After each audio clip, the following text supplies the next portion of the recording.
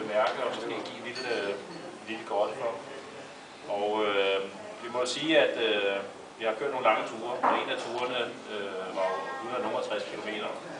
Og så vidt jeg husker, var der en del, som prøver at gemme sig godt ved bagved. Men der var en, der faktisk sad i front hele vejen rundt, og det var Jørgen Emil. Så der skal de op have en lille godt.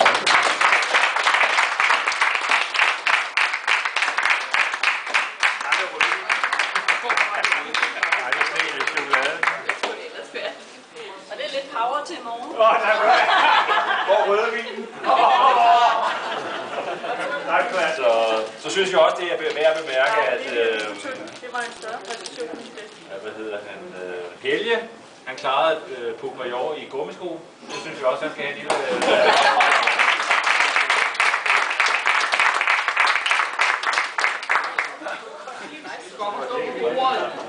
Det skal bæres. Nej, og det er lidt til lommerne. Det ved jeg ikke, men det var helt støjt.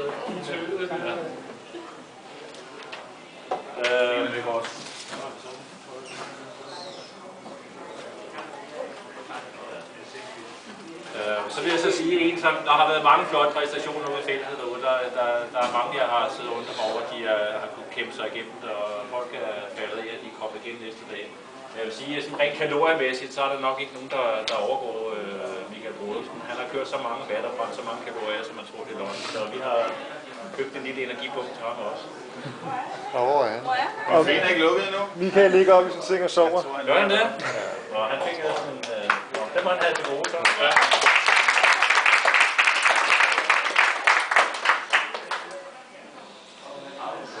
Så synes vi sådan set også, at selvom der har været mange, der har siddet og trukket felterne rundt, så synes vi, at Vibeke Gudny burde også have lidt præmie på deres 165 km tur til klokken 7:30 om aftenen.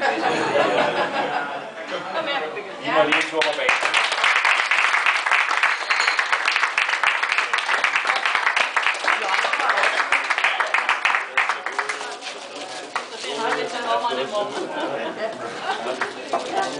Ja.